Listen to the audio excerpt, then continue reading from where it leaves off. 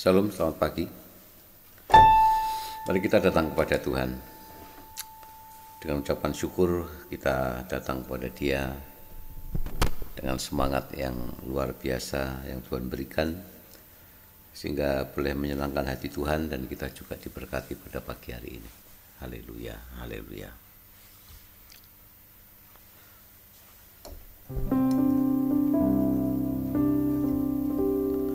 Yang lemah dikuatkan, yang miskin diperkaya, yang buta kan melihat perbuatannya bagiku.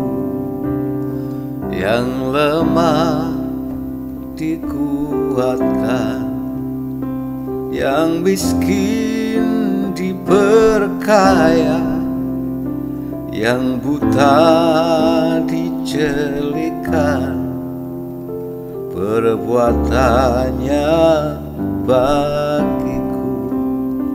Hosana, Hosana bagi anak domba.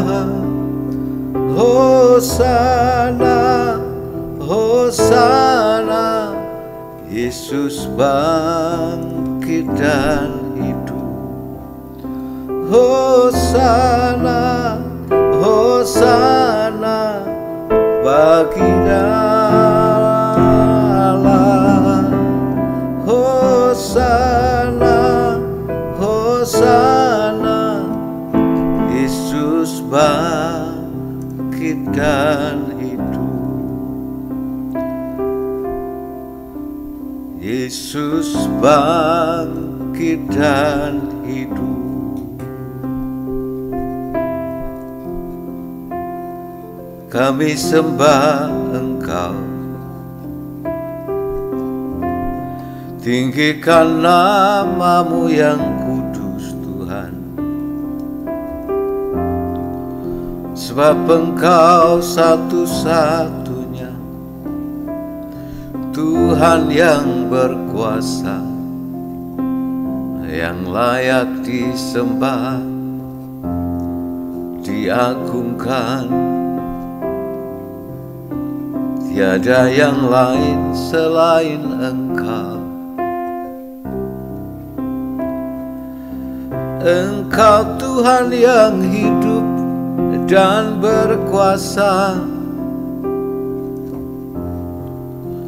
Semua lidah mengaku, semua lutut bertelut, menyembah-Mu ya Tuhan. Ya Aba, ya Bapa yang mulia, syukur kepadamu, syukur kepadamu ya Tuhan. Yesus Kristus yang ajaib, kami menyembah-Mu Tuhan selama-lamanya.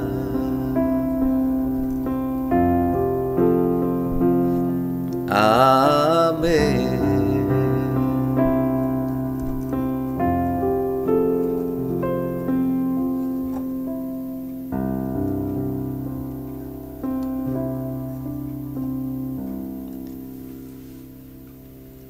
Saatnya kami mau mendengarkan sabda firman-Mu yang kudus, yang senantiasa kami baca, kami renungkan setiap pagi di ruangan ini.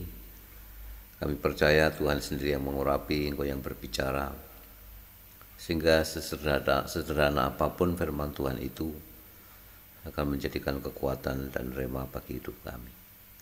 Urapi kami semua Tuhan, urapi hamba-Mu yang sederhana, urapi firman-Mu yang kudus yang hidup. Di dalam nama Tuhan Yesus, haleluya, amin. Salam saudara sekalian, kita akan melihat di dalam Mazmur pasal yang ke-52.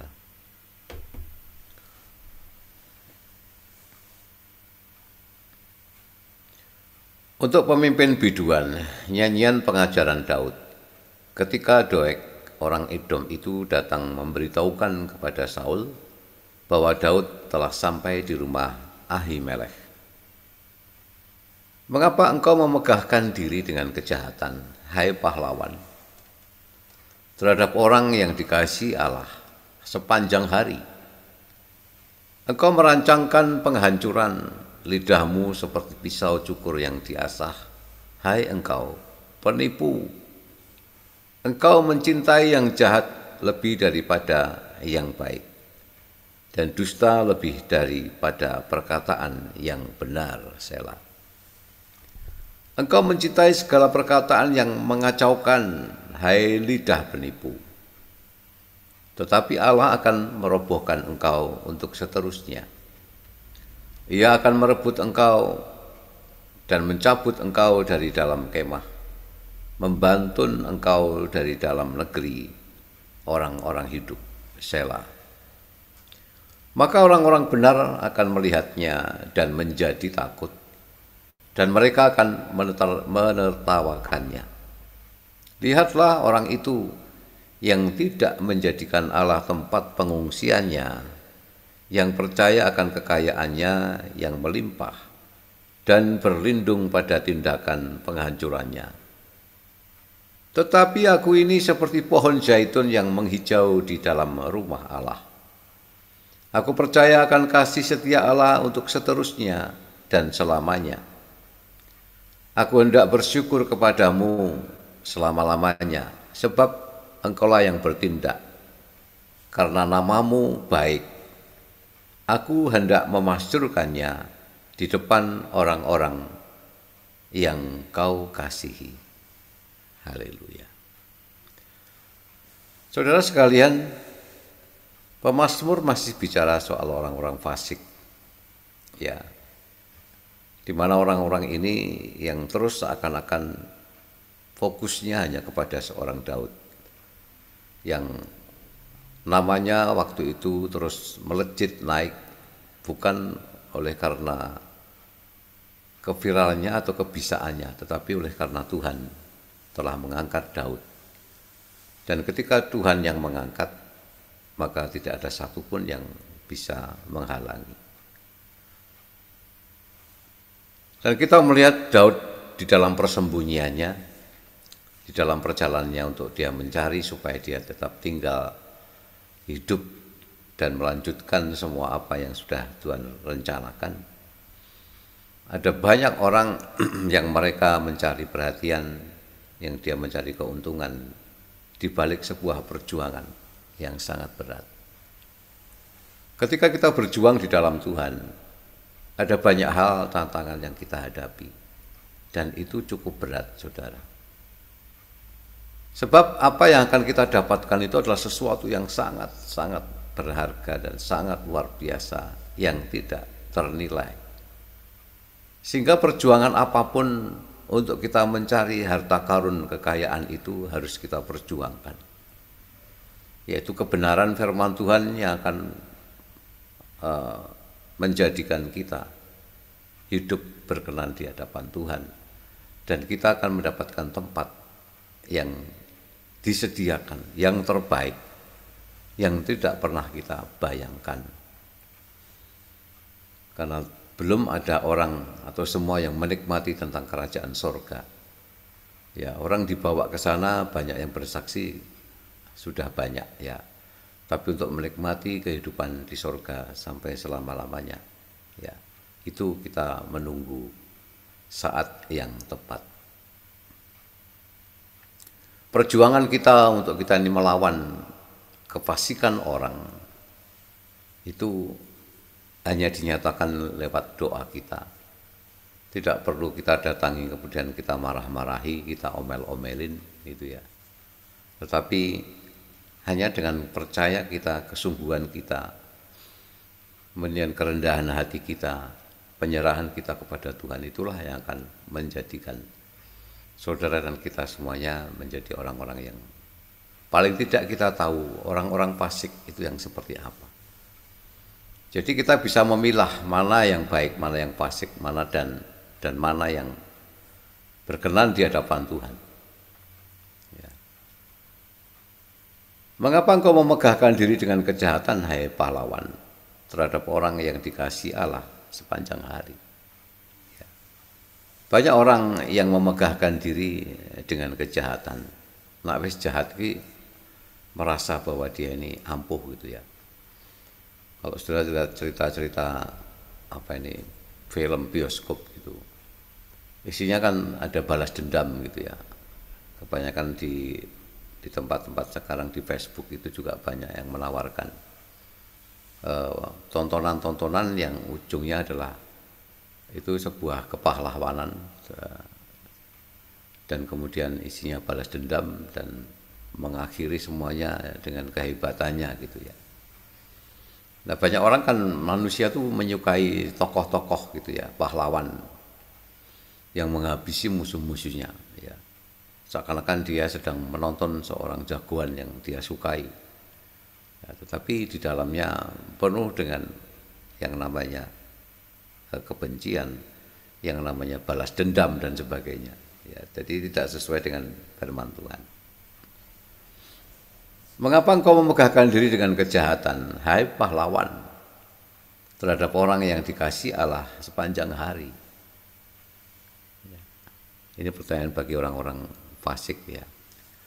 Engkau merancangkan penghancuran, lidahmu seperti pisau cukur yang diasah, hai engkau penipu. Engkau mencintai yang jahat lebih daripada yang baik, dan dusta lebih daripada perkataan yang benar. Kalau orang sudah terjebak dengan situasi yang seperti ini, ya itu sangat sulit sekali untuk orang itu bisa bertobat. Sebab segala hal yang ada, setiap ruangan di dalam hati kita ini terisi dengan kejahatan. Nah, kejahatan ini muncul ketika orang itu sebenarnya tahu tentang firman Tuhan. Dia tahu tentang Tuhan, dia tahu tentang bagaimana dia harus melaksanakan hidup dengan baik.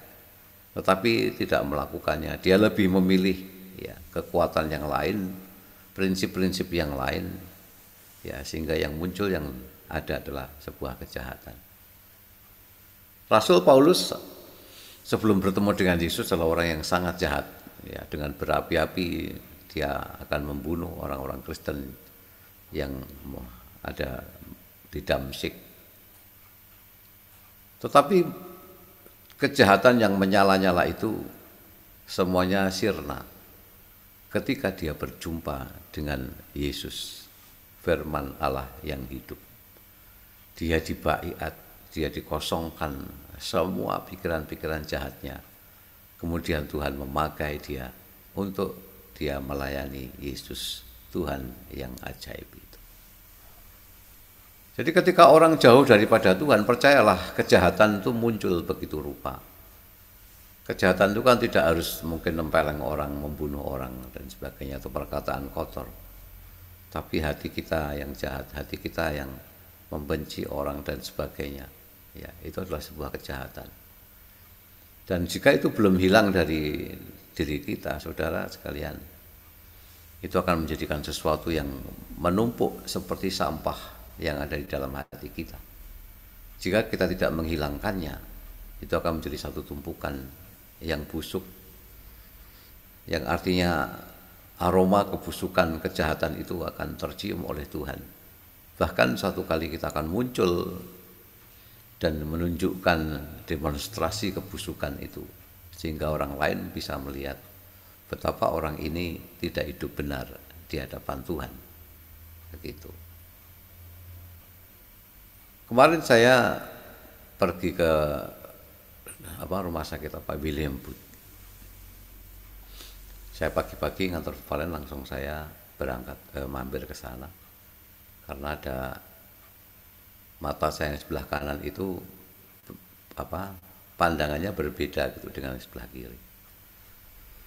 Dan ada titik yang berjalan-jalan gitu ketika saya pejamkan mata itu. Kemudian saya periksakan. Dan saya periksa, kemudian saya milih yang privat ya, supaya cepat karena antrinya begitu banyak. Dan saya orang itu kalau antri terlalu lama itu saya nggak tahan, saudara. Ya, sekeliling sultan, caranya supaya dapat segera gini ya. Nah, kita pilih yang privat saja.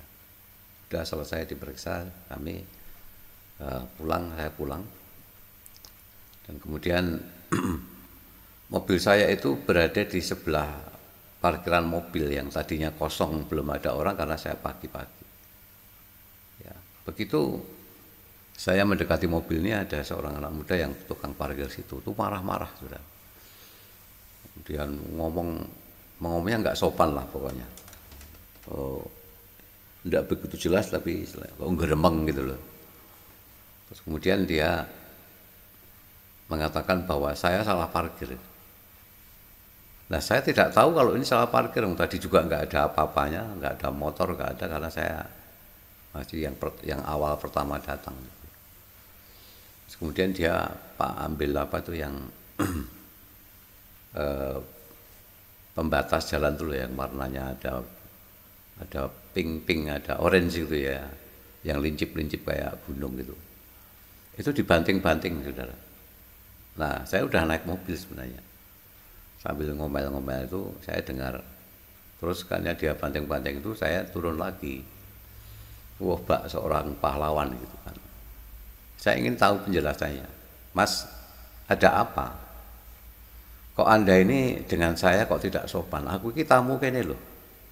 Saya ini tamu rumah sakit di mana Anda kerja. Anda kok ngomel-ngomel gitu? Bapak parkirnya salah sih kamu. Lah ketika saya parkir di sini, kenapa Anda di mana? Saya bilang gitu. Apakah Anda tidak melihat kalau mungkin salah parkir, kenapa Anda diam saja? Tadi belum ada orang, Anda aja datangnya terlambat. Kemudian Anda itu tidak sopan. Ya. Anda mengata-ngatai pada tamu sini, Bu, kalau salah saya diarahkan parkirnya di sana. Nah, karena mereka memang belum datang ya, karena pagi-pagi. Nah, kemudian saya mundur, terus kemudian pulang. Anak ini menjauh agak di belakang gitu. Terus sampailah ke gerbang itu yang bayar itu. Dia menarik saya dengan harga yang sangat mahal. Berapa Pak? 7.000. Wah, ini setelah benar. Ya, enggak apa-apa, saya bayar 7.000. Terus saya bilang, Pak, anak buahmu yang cah nom itu diatur. Malah ternyata dia juga sama gitu ya. Dia tuh ngomel-ngomel gitu. Nah, termasuk Anda itu nggak sopan, saya bilang gitu. Saya ini tamu kayaknya nggak perlakuan kayak gitu. Terus kemudian saya pergi. Saudara sekalian, kalau orang itu hatinya tidak baik-baik, ya orang tidak bisa menyambut, tidak bisa membedakan mana tamu. Kalau kita ini salah parkir, ya menurut saya sih tidak ada masalah apa-apa, cuma beda tempat gitu ya. Yang mungkin biasa di situ pakai motor. Nah, setelah saya pulang itu kan motornya memang sudah banyak, karena memang sudah siang. Gitu. Tapi banyak orang yang tidak bisa dengan sabar, ya berbicara dengan baik-baik gitu ya. Maunya tuh dia marah, menyulut kemarahan orang lain. Gitu. Ya, saudara sekalian, seperti apa yang diceritakan di dalam kitab Mazmur ini sama. Ketika kita melihat orang-orang yang mereka ini hidupnya yang jahat, merancangkan penghacuran, lidahnya seperti pisau cukur yang diasah, dan kemudian mencintai yang jahat lebih daripada yang baik, dan dusta itu lebih daripada perkataan yang benar. Jadi lebih suka berdusta. Kalau hal ini terjadi dalam hidup kita, mari saudara kita introspeksi diri kita. Kita bertobat dan memperbarui sehingga dalam hidup kita ini bersih. Tidak ada yang menjadi penghalang ketika suatu kali kita berhadapan dengan Tuhan Yesus secara pribadi. Kedapatan bahwa kita ini berkenan di hadapan Tuhan. Nah, perjuangan-perjuangan yang seperti inilah saudara sekalian yang diperjuangkan oleh pemazmur. Dia dengan mengatakan apa ada yang sekitarnya itu, dia sendiri akan hidup baik-baik. Dia sendiri akan hidup seturut dengan kehendak Tuhan. Ya. Tidak menyakiti orang, tidak berbuat fasik, dan tetap hidup berjalan dengan lurus. Ya. Sehingga kita mendapatkan perkenanan dari Tuhan. Dikatakan, tetapi Allah merobohkan engkau untuk seterusnya. Ia akan merebut engkau dan mencabut engkau dari dalam kemah, membantun engkau dari dalam negeri orang-orang hidup. Selah. Ya. Ketika kita dalam kesesakan, di dalam tekanan, ya, kita masih tetap percaya bahwa Allah akan merobohkan orang-orang fasik, orang-orang yang senantiasa menyerang kita. Dan dia akan memberikan kita wibawa Allah. Kita disanggupkan untuk melakukan hal-hal yang orang fasik tidak bisa lakukan. Tetapi orang-orang yang merendahkan diri, kemudian mengandalkan hidupnya kepada Tuhan, ya, dan kebenaran itu ada dalam hidupnya, maka di sana ada selalu jalan keluar. Tuhan yang akan merobohkan semua kefasikan untuk seterusnya, dan Tuhan yang akan merebut orang-orang itu dan mencabut mereka dari dalam kemah. Artinya bahwa ini perkataan ini halus memang, tetapi sesungguhnya orang-orang yang seperti ini tidak akan berkenan mencabut dari kemahnya. Artinya sudah tidak lagi dia bisa bertinggal di tempat yang Tuhan siapkan bagi mereka. Nah, hal ini sekali lagi saudara sekalian, kita perlu berjuang untuk kita mendapatkan yang baik. Tentu kita harus memperjuangkan semuanya itu dengan ya sungguh-sungguh, pengorbanan kita dan sebagainya yang kita lakukan sesungguhnya untuk memperjuangkan supaya kita hidup benar di hadapan Tuhan. Sebab tidak ada yang lain daripada kebenaran yang akan menyelamatkan saudara dan kita semuanya. Maka orang-orang benar akan melihatnya dan menjadi takut, dan mereka akan mentertawakannya. Lihatlah orang itu yang tidak menjadikan Allah tempat pengungsiannya, yang percaya akan kekayaannya yang melimpah dan berlindung pada tindakan penghancurannya. Ya, semua orang akan mentertawakan sekalipun kita hebat, punya segalanya. Tetapi itu tidak menjadi jaminan kita punya wibawa. Justru akan ditertawakan orang. Jadi pemazmur ini punya pengalaman. Orang yang paling hebat, yang kaya, yang sukses luar biasa pun mereka jadi bahan tertawaan. Kenapa saudara? Karena ini berhubungan dengan iman percaya kita kepada Tuhan. Ya. Tetapi ketika orang itu miskin, katakanlah dalam tanda kutip miskin gitu ya, kita tidak punya seperti apa yang kita harapkan dan sebagainya. Secara materi kita juga pas-pasan, pas butuh, pas ada gitu. Tetapi yang memiliki keteguhan hati, kesungguhan hati kepada Tuhan, justru dia akan dimuliakan, dia tidak akan dipermalukan. Sebab ketika seorang itu mengandalkan hidupnya kepada Tuhan, dia sebenarnya akan diangkat. Dia akan dijadikan orang-orang yang mereka akan melihat bahwa orang-orang yang seperti ini memang mereka angkat topi dan hormat. Sebab bagaimana kefasikan, orang-orang benar kok hormat kepada orang fasik. Tetapi sebaliknya orang-orang fasik mereka akan menaruh hormat pada orang-orang pilihan Allah, yang punya wibawa Allah, yang punya kehidupan, yang punya firman Tuhan yang hidup di dalam setiap langkahnya. Kemudian berikutnya ayat terakhir mengatakan, tetapi aku ini seperti pohon zaitun yang menghijau di dalam rumah Allah. Aku percaya akan kasih setia Allah untuk seterusnya dan selamanya. Ya. Tetapi aku ini, artinya ada pembedaan antara kita dengan orang-orang yang tidak percaya kepada Tuhan, atau orang-orang fasik. Ya. Tetapi aku ini seperti pohon zaitun yang menghijau di dalam rumah Allah. Apakah kita bisa menyatakan ini, saudara, ketika hidup kita ini dalam kefasikan? Ketika hidup kita ini masih campur aduk, yang sebelah kiri ya di dunia sekuler, yang sebelah kanan kita ini rohani. Ya. Nah, ini hanya bisa dikatakan oleh orang-orang yang mereka benar-benar punya keteguhan hati di dalam Kristus. Hatinya mengarah kepada Tuhan. Bukan satu kaki, ya. Satu kakinya kita ini fasik, yang satu kakinya kita ini hidup benar. Jadi dua-duanya, dua kaki kita Artinya kita sepakat seluruh hidup kita ini ya berkenan di hadapan Tuhan, sehingga kita disebut seperti pohon zaitun yang menghijau di dalam rumah Allah. Dan kita percaya akan kasih setia Allah untuk seterusnya dan selamanya. Ayat yang terakhir, aku hendak bersyukur kepadamu selama-lamanya, sebab engkaulah yang bertindak, karena namamu baik. Aku hendak memasyurkannya di depan orang-orang yang kau kasihi. Ya. Yang terakhir pemasmur mengatakan kita mesti bersyukur kepada Tuhan sampai selama-lamanya, tidak hanya hari ini saudara, tapi sampai selama-lamanya kita bersyukur sebab Tuhanlah yang bertindak. Tuhan yang sudah melakukan segala perkara dalam hidup kita. Ya.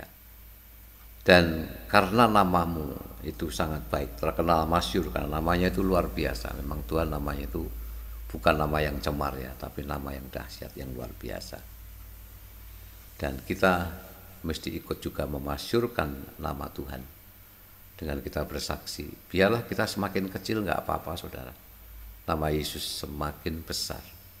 Ya, bukan dibalik, nama kita semakin besar, semakin viral, tapi nama Yesus semakin tidak kelihatan. Ya, ini kebalik. Di era sekarang orang akan lebih menonjolkan dirinya daripada Tuhan Sang Empunya langit dan bumi akan membawa kita masuk dalam kerajaan yang mulia.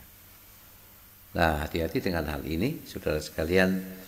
Saya percaya kita semua diberikan hikmat dari Tuhan untuk kita bisa berjalan atau melakukan kehendak Tuhan. Seperti saudara, kita semuanya akan seperti pohon zaitun yang menghijau ya di dalam rumah Allah. Itu. Ini yang bisa saya sampaikan pada pagi hari ini, kiranya menjadi kekuatan bagi kita semuanya untuk kita terus memperbaiki, memperjuangkan hidup kita, untuk kita hidup seturut dengan kehendak Tuhan Yesus, dan kita menyerah dalam setiap hari dalam pelayanan kita kerjakan yang terbaik, sebab tidak akan pernah sia-sia ketika kita membawa pelita dan juga minyak cadangannya. Repot, ribet memang, tetapi itulah yang dimaui Tuhan, supaya saudara dan kita semuanya tidak terlambat kita memasuki ya pintu gerbang yang sudah Tuhan siapkan bagi kita semuanya. Tuhan Yesus memberkati. Haleluya. Amin. Terima kasih Bapa, firman-Mu meteraikan di dalam hati kami, menjadi kekuatan bagi kami, supaya kami bisa introspeksi diri kami masing-masing, kami bisa mengontrol tentang diri kami, apakah kami benar-benar sudah mengasihi Tuhan dengan segenap hati kami. Mari Tuhan Roh Kudus yang menyelidiki setiap kami, sehingga boleh kami hidup seturut dengan kehendak-Mu, dan kami akan menjadi seperti pohon zaitun yang berada di pelataran Allah sampai selama-lamanya. Terima kasih Bapa, kami menyerahkan semua kami dalam tangan-Mu. Engkau memberkati semua kami, pribadi lepas pribadi, keluarga lepas keluarga. Tuhan memberkati dengan berkat yang luar biasa. Kami menyerahkan semua aktivitas dalam kehidupan kami, hanya Tuhan sendiri yang akan menolong kami. Tuhan yang membuat sukses dan berhasil, karena Tuhan ikut merencanakan di dalamnya. Di dalam nama Tuhan Yesus kami menyerahkan semua kami yang punya pergumulan, tantangan. Tuhan memberikan kekuatan untuk kami bisa menjalaninya dengan baik. Di dalam nama Yesus kami menyerahkan yang sakit sudah disembuhkan, yang lemah diberikan kekuatan yang baru di dalam nama Tuhan Yesus. Karena kami percaya ketika kami sungguh-sungguh hidup dalam Engkau Tuhan, ada kekuatan yang baru yang terus Tuhan nyatakan bagi kami. Di dalam nama Tuhan Yesus kami menyerahkan aktivitas kami hari ini. Apa yang kami kerjakan, kami lakukan, Tuhan ikut di dalamnya, sehingga Tuhan senantiasa memberikan inspirasi yang baik. Tuhan memberikan kekuatan yang baru, dan kami terus berjuang untuk menjadikan hidup kami berkenan di hadapan Tuhan. Haleluya, haleluya. Terima kasih Bapa. Saudara sekalian, kiranya Engkau memberkati kami berlimpah-limpah, dan Engkau memperluas darah kami, dan tangan-Mu senantiasa menyertai kami. Engkau melindungi kami dari malapetaka, sehingga kesakitan tidak menimpa kami. Di dalam nama Tuhan Yesus kami sudah berdoa dan kami mengucap syukur, dan semua kita yang percaya, mari sama-sama katakan amin. Haleluya.